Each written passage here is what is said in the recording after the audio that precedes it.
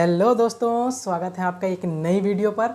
तो दोस्तों, जैसा कि आप लोगों को पता है कि भाई मैंने एक नई सीरीज स्टार्ट करी है जिसमें मैं क्या करता हूं कि जो भी डी फार्म फर्स्ट ईयर के स्टूडेंट हैं या जो डी फार्मा में एडमिशन लेना चाहते हैं या बैचलर में हैं या बैचलर में एडमिशन लेना चाहते हैं, तो भाई मैं क्या करता हूं कि जैसे कि कोई भी स्टूडेंट जब नया होता है तब वो एक्साइटेड होता है ये जानने के लिए कि भाई मुझे मार्कशीट वगैरह कैसी मिलेगी, मुझे डिप्लोमा सर्टिफिकेट कैसा मिलेगा काउंसिल की तरफ से, या फिर जो भी हमारी बोर्ड ऑफ टेक्निकल एजुकेशन है या AKTU से वो कैसा मिलता है, उसके बारे में मैं बताता हूँ। ठीक है।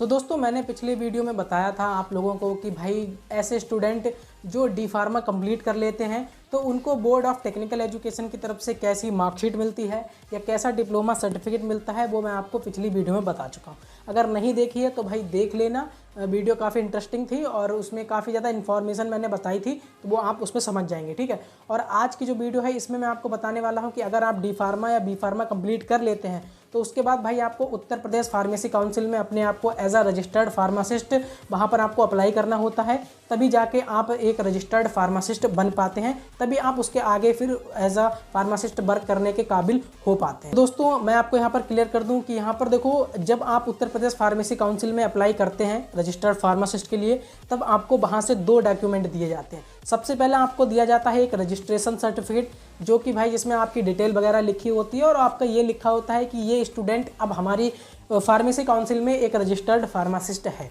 और साथ ही उसके मिलता है आपको एक ग्रीन कार्ड जिस पर छोटी मोटी डिटेल वगैरह लिखी होती है कि आपको कब ये रिन्यूअल कराना है अपना जो भी रजिस्ट्रेशन सर्टिफिकेट है वो। अब रिन्यूअल की प्रोसेस भी आपको थोड़ी सी क्लियर यहीं पे कर देता हूँ। सबसे पहले दोस्तों, अगर आपका नया रजिस्ट्रेशन है, यानी कि आपका अगर मान लो 2022 का है, तो सबसे पहले आपको 1 साल के अंदर उसको रिन्यूअल कराना पड़ेगा। यानी 2022 में अगर आपका है तो उसको 23 में रिन्यू कराना पड़ेगा। उसके बाद वो 2023 में रिन्यू कराने के बाद अगले 5 सालों तक वैलिड रहेगा। तो दोस्तों, यहाँ पर मैंने कर ली रिन्यूअल से रिलेटेड बात। अब मैं आपको सीधे डॉक्यूमेंट दिखाता हूँ कि भाई आपको उत्तर प्रदेश फार्मेसी काउंसिल से रजिस्ट्रेशन सर्टिफिकेट कैसा मिलता है। तो दोस्तों, ये रहा मेरे हाथ में एक रजिस्ट्रेशन सर्टिफिकेट। भाई ये रहा, आप इस प्रकार देख सकते हैं, थोड़ा स्क्रीन पे भी मैं आपको दिखा दूंगा, वहाँ से भी आप देख लेना।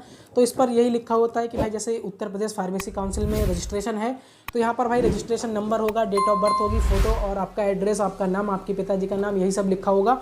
और ये आप अच्छे से देख सकते हैं, कुछ इस प्रकार का आपका जो रजिस्ट्रेशन सर्टिफिकेट होता है वो ये होता है। ठीक है। अब दूसरा जो डॉक्यूमेंट है वो भी मैं आपको अभी दिखाऊंगा।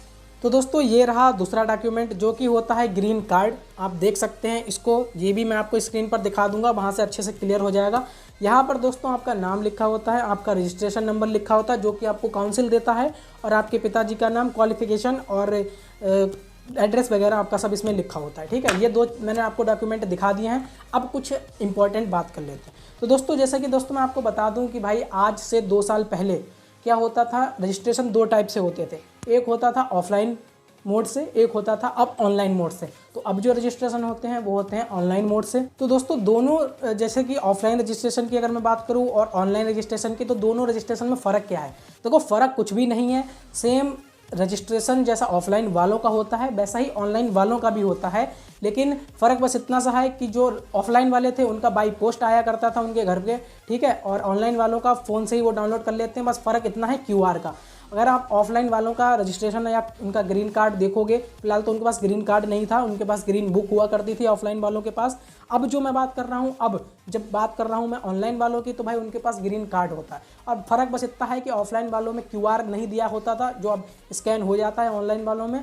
तो अब जो ऑनलाइन वाले हैं उसमें आपको QR देखने को मिलेगा, और ऑफलाइन वाले जो पहले थे आज से 2 साल पहले या 3 साल पहले, तो भाई उनके में वो QR नहीं होता था। तो दोस्तों, ये जो वीडियो थी इसमें मैंने आपको रजिस्ट्रेशन और ग्रीन कार्ड दिखा दिया है जो कि आपको उत्तर प्रदेश फार्मेसी काउंसिल की ओर से मिलता है। तो दोस्तों, नेक्स्ट वीडियो में और भी ऐसा ही कुछ इन्फॉर्मेशन वाला दिखाऊंगा जिससे कि और भी आपको कुछ नया सीखने को मिलेगा। तो दोस्तों, मिलते हैं आपसे नेक्स्ट वीडियो में। तब तक के लिए अपना ध्यान रखें, सुरक्षित रहें।